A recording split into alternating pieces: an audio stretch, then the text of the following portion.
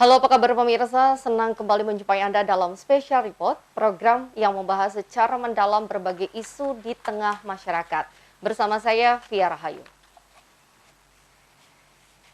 Pemirsa, tanggal 1 April ditetapkan sebagai Hari Penyiaran Nasional.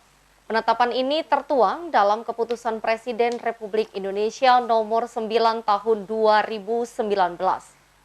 Pemirsa, berikut Special Report 88 tahun penyiaran Indonesia.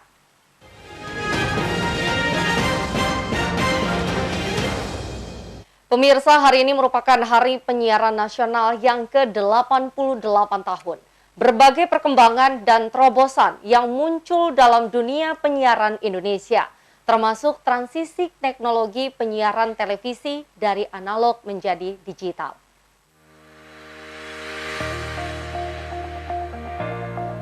Pemirsa, 1 April telah ditetapkan pemerintah sebagai Hari Penyiaran Nasional.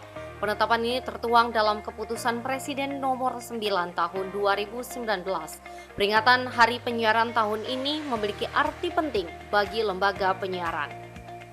Selain karena penyiaran dilakukan dengan berbagai keterbatasan di tengah pandemi COVID-19, serta di tengah semangatnya pemerintah melakukan vaksinasi untuk mengatasi COVID-19, serta upaya pemerintah mendorong bangkitnya perekonomian bangsa. Makna lain Hari Penyiaran tahun ini adalah semangat perubahan penyiaran analog ke penyiaran digitalisasi. Selain bisa memberikan tayangan dengan gambar yang lebih jernih dan bersih, perubahan tersebut juga akan bermunculan industri kreatif dan akan menjadi kebangkitan ekonomi. Namun tentu untuk mencapai semua itu perlu adanya sinergi bersama semua pihak. Di samping lembaga penyiaran bisa menjadi agen sosialisasi yang efektif agar masyarakat mematuhi protokol kesehatan. Dari Bandar Lampung, Tim Liputan iNews melaporkan.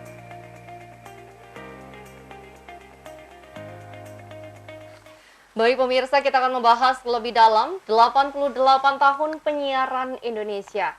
Dengan narasumber yang telah hadir di studio kita, Komisioner KPID Lampung, Resi Saputra. Assalamualaikum Bapak. Assalamualaikum. Bagaimana kabarnya pada hari ini? Alhamdulillah sehat, Mbak. Alhamdulillah sehat. Yeah. Baik, Pak Resi langsung aja Yeah. nih ya dengan pertanyaannya, bagaimana sih Pak memaknai Hari Penyiaran Nasional tahun ini?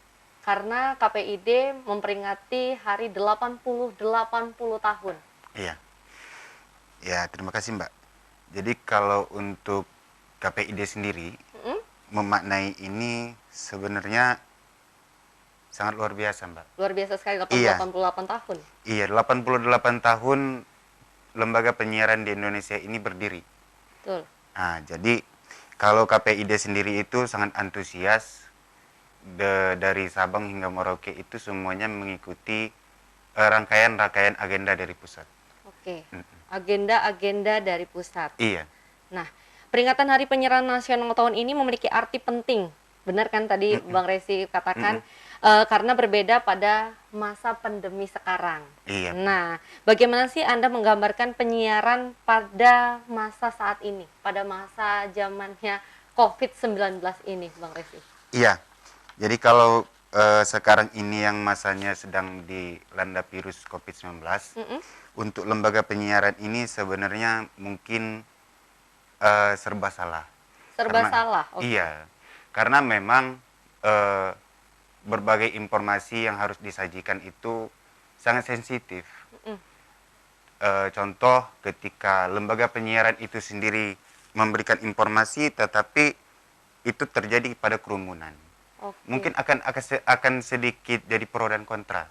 Makanya untuk di lembaga penyiaran sendiri ini, saya pikir lembaga penyiaran tentu akan berhati-hati. Berhati-hati pastinya untuk menayangkan. Untuk menayangkan isi siarannya. Dunia penyiaran kan banyak mengalami perubahan nih, benar ya Pak Resi? Tentu saja menurut Anda bagaimana refleksi peran media penyiaran dalam kehidupan masyarakat sendiri? Kalau peran lembaga penyiaran ini untuk masyarakat, betul, sebenarnya tidak jauh berbeda dari sebelum COVID-19. Karena COVID-19 ini hanya perubahannya kepada kegiatan masyarakat. Okay. Tapi kalau untuk sajian sajian informasi dan konten, tentu sama saja, tidak jauh berbeda. tidak jauh berbeda, tetapi ada yang diperbedakan pastinya. Iya, contoh kalau misalkan nanti kontennya harus melalui mengingatkan masker. Oke. Bentuk iklan layanan masyarakat. Pakai masker, mencuci Mencuci tangan. menjaga jarak. Oke. Dan untuk meneguhkan komitmen dunia penyiaran berkualitas tentu harus dikerjakan dan juga ada komitmennya sendiri. Benar Bang Resi ya. Dan antara itu lembaga penyiaran dan komisi penyiaran. Nah, bagaimana nih Anda melihat komitmen tersebut? Sejauh saya bergabung di KPID ini, untuk KPID dengan lembaga penyiaran masih sejalan. Masih sejalan? Masih. Berarti masih ngikutin aturan yang sebelum COVID-19 juga tentu. Dan apakah dengan komitmen itu kualitas program siaran di Indonesia khususnya baik nih Pak? Kalau baik, saya rasa hampir menuju. Hampir menuju. Ini kenapa nih hampir menuju nih Pak? Ya karena kan memang terkadang konten yang konten harus terus direformasi kan, diperbaharui. Jadi kalau mungkin kalau isi konten, saya pikir itu hampir, karena kan terus kita juga mendorong lembaga penyiaran untuk selalu mereformasi isi konten dari lembaga penyiaran itu. Konten-kontennya harus diperbaiki. Iya. Tapi kalau isinya sudah banyak yang baik, tentu saja gitu ya Pak Resi. Kalau isinya, saya pikir udah. Sudah ya Pak ya. Hanya beberapa memang seperti pendidikan mungkin ya. Pendidikan isi konten yang itu sifatnya mendidik. Nah, ini yang saya pikir teman-teman lembaga penyiaran itu harus menggalakkan. Menggalakkan dari si pendidikan tersebut. Iya, karena dari 88 lembaga Hari Penyiaran Nasional ini, jangan lupa bahwa adanya lembaga ini adalah salah satunya alat untuk berdirinya negara. Jadi salah satu untuk mencerdaskan masyarakat itu adalah dari lembaga penyiaran. Dari lembaga penyiaran sendiri. Jadi saya pikir untuk konten pendidikan, konten yang mendidik itu sangat penting. Yang harus kita dahulukan, benar ya Pak Resi. Dan bagaimana nih dunia penyiaran di Lampung sendiri? Kalau dunia penyiaran di Lampung sendiri itu sepanjang saya bergabung di sini, saya pikir masih baik-baik saja. Baik-baik saja, masih aman ya Pak ya? Masih aman di jalurnya ya? Masih berada pada rule of the game.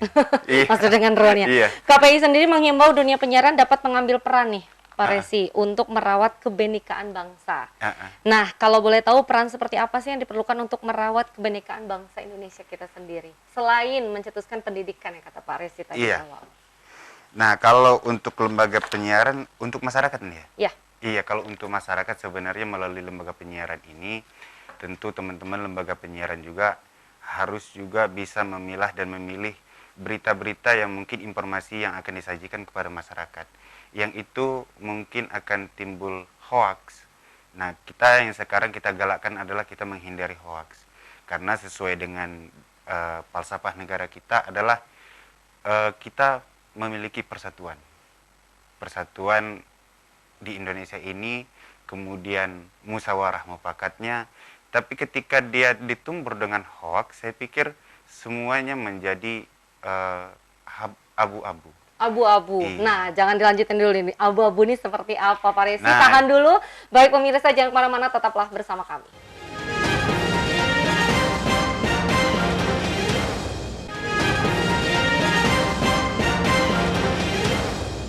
Terima kasih pemirsa, Anda masih bersama kami. Pak Resi, kita lanjutkan kembali nih perbincangan kita 88 tahun penyiaran Indonesia, khususnya di Lampung sendiri. Benar ya Pak Resi? Pak Resi, kita kembali lagi nih. Pak Resi, di masa pandemi kan, di pasca dari pandemi COVID-19 ini, lembaga penyiaran menjadi pendorong pemulihan ekonomi yang tadi Pak Resi katakan. Salah satunya mengenai konten-konten. Nah, kalau di Lampung sendiri nih Pak, konten-konten itu sudah membantu perekonomian kita atau belum nih? Adakah dari KPI sendiri nih yang belum terwujud kegiatan-kegiatannya yang ada di kepenyiaran khususnya di Lampung sendiri? Iya, jadi kalau kita bicara tentang pendorong ekonomi lokal, khususnya di Lampung, sebenarnya kan Lampung ini kan memiliki potensinya banyak. Banyak sekali, luar biasa ya Pak. Bukan hanya dari pariwisata pantai, tetapi Oke. juga kan dari berbagai kabupaten itu seperti Tulung Bawang ada candi, Mm-mm. di Lampung Barat ada gunung, ya kan, Oke. kemudian eh, di wilayah-wilayah pesisir itu pantainya tidak kalah dengan pantai-pantai di luar. Jadi saya pikir ketika teman-teman lembaga penyiaran ini terfokus untuk mengangkat isu-isu lokal ini dengan mengangkat eh, tentang pariwisata ini, saya pikir lebih membantu. Sudah ada nggak sih Pak salah satu televisi ataupun radio yang mengangkat dari salah satu konten yang untuk menjual dari pariwisata kita sendiri? Saya belum pernah melihat ya. Oke. Tapi memang ada beberapa televisi yang itu sudah hampir fokus di situ. Oke. Iya. Tetapi kalau untuk secara keseluruhan itu saya pikir belum. Jadi ini upaya kita dari KPID juga, terkhusus saya pribadi menginginkan memang teman-teman lembaga penyiaran ini terfokusnya itu kepada potensi di Lampung. Oke. Potensi Lampung ini, karena Lampung ini menjadi memiliki potensi itu tidak kalah dengan Daerah-daerah lain. daerah-daerah yang lain. Oke, berarti untuk KPID sendiri nih, KPI untuk khususnya di Lampung, benar Pak Resi ingin mendorong ke seluruh teman-teman media dari radio, televisi agar bisa menayangkan dari konten-konten dari isi dari Lampung sendiri, misalnya pantai, kuliner gitu Pak, ada nggak nih Pak? Kalau kuliner sebenarnya kalau Lampung tidak, sepanjang saya tahu itu tidak memiliki ciri khas ya. Belum ada ciri khas? Belum. Paling kalau misalkan kita kalau kita mau ke daerah-daerah seperti Lampung Barat, Oke. itu ada namanya Nyerwit. Wah, Nyerwit. Daerah-daerah Tanggamus, daerah-daerah Lampung Kotak-kotak Utara. gitu ya, Pak? Iya. Oke. Kalau daerah Tanggamus kan terkenal dengan otak-otaknya. Nah, kalau di Lampung Barat, Lampung Utara kan terkenal dengan Nyerwitnya. Dengan Nyerwitnya. Nah, ini wajib nih ya biar bisa ditayangkan. Kan banyak sekali nih warga-warga yang dari luar kota sana untuk mampir ke sini. Bener kan Pak Riki? Walaupun dari masa pandemi ini, tetapi untuk pariwisata kita masih full saja. Iya. Benar nggak Pak Riki? Pak Resi? Iya, benar. Karena memang melihat dari beberapa seperti pariwisata pantai, saya melihat kemarin lumayan masih berantusias masyarakatnya. Masih berantusias ya Pak ya? Karena dengan strategi new normal ini, masyarakat yang satu tahun itu seperti dikurung, kemudian ada strategi baru adalah new normal, itu seperti lepas. Jadi saya pikir COVID-19 ini hampir tidak berpengaruh terhadap masyarakat yang memang lebih ingin menikmati hidupnya. Gitu. Oke deh Pak Resi, kita akan lanjutkan kembali. Baik pemirsa, jangan kemana-mana, tetaplah bersama kami.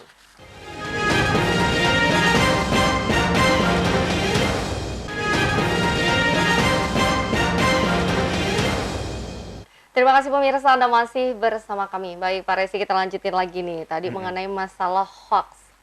Abu-abu. Nah, ini nih. Kan karena banyak sekali media sosial sekarang luar biasa nih, Pak. Cepat banget untuk memberikan informasi-informasi. Nah, menurut Bapak hoax tadi itu apa ini, Pak? Iya, jadi kenapa saya sebut dengan abu-abu? Ya, masyarakatnya menerima informasi itu seperti iya atau tidak. Sehingga yang terjadi perselisihan-perselisihan yang pernah kita lihat dan kita rasakan sekarang. Nah, makanya ketika hoax ini, pengertian hoax ini adalah berita bohong, yang itu kan mempunyai unsurnya. Yang itu tidak sesuai dengan fakta, tidak sesuai dengan datanya. Nah, ini kan tentu masyarakat juga tidak mengetahui apa datanya, apa faktanya. Tapi yang mereka lihat adalah kenyataannya yang disajikan oleh teman-teman lembaga penyiaran. Itu. Nah, bagaimana KPID sendiri untuk melihat apakah lembaga penyiaran itu sudah mengambil perannya tersebut?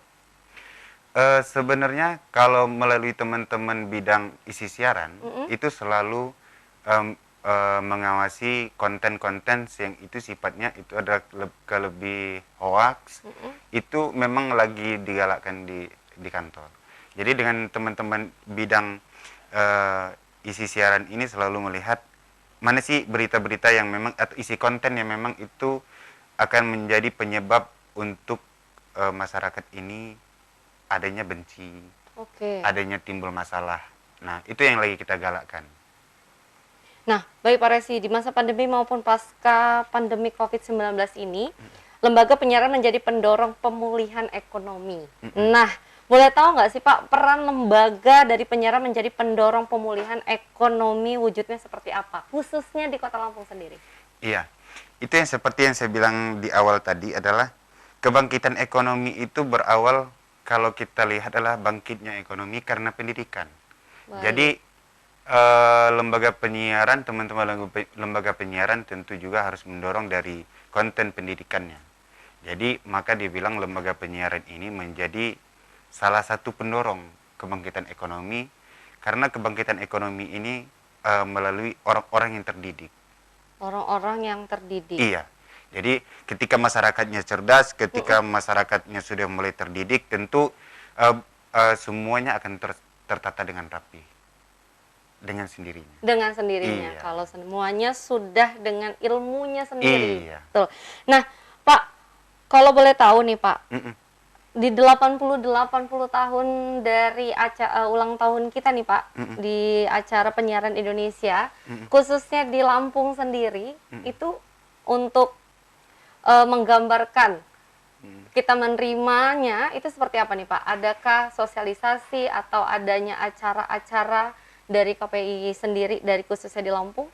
Iya, jadi kita juga ada beberapa agenda yang itu mengikuti agenda nasional. Agenda nasional, oke. Iya, dengan rangkaian agenda kita,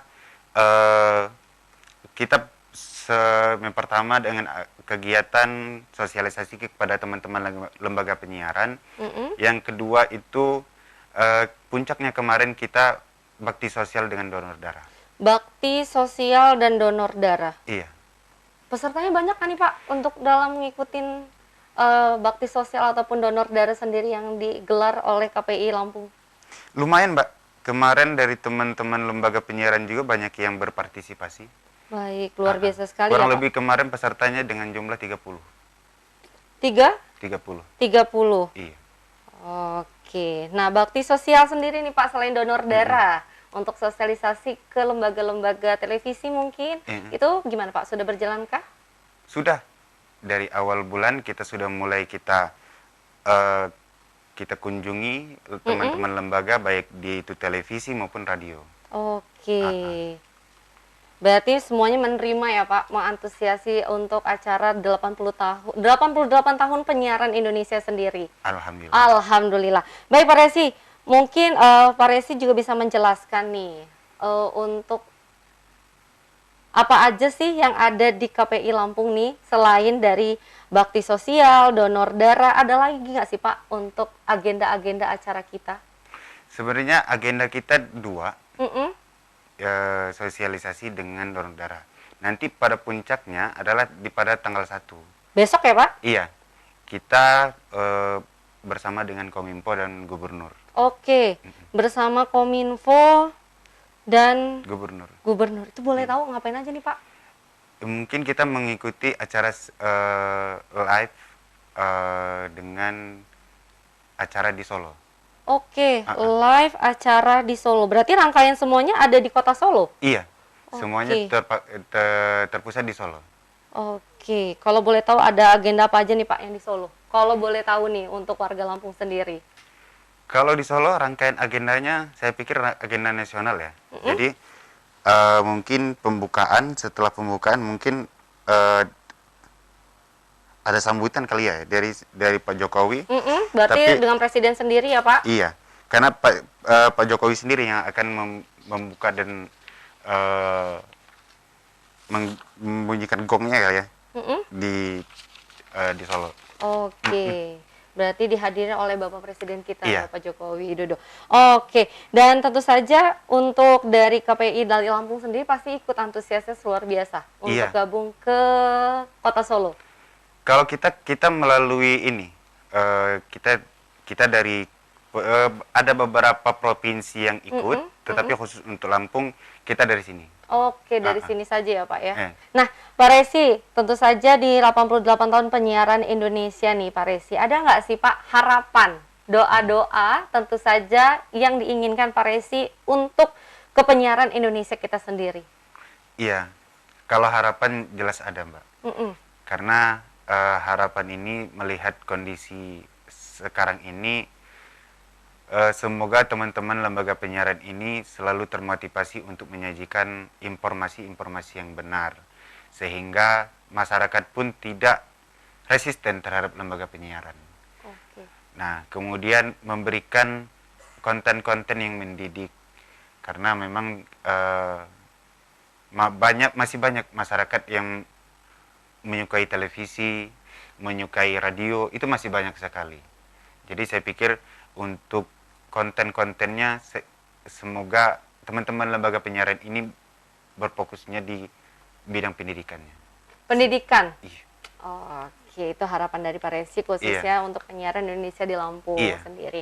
Baik pemirsa, tak terasa perbincangan kita sudah berada di ujung waktu dan kita akhiri sampai di sini. Terima kasih kepada Komisioner KPD Lampung Pak Resi Saputra yang sudah bersedia hadir di studio kita iNews Lampung, dan saya Fia Rayu mewakili orang bertugas. Jangan lupa terus ikuti spesial report hanya di iNews Lampung dan sampai jumpa.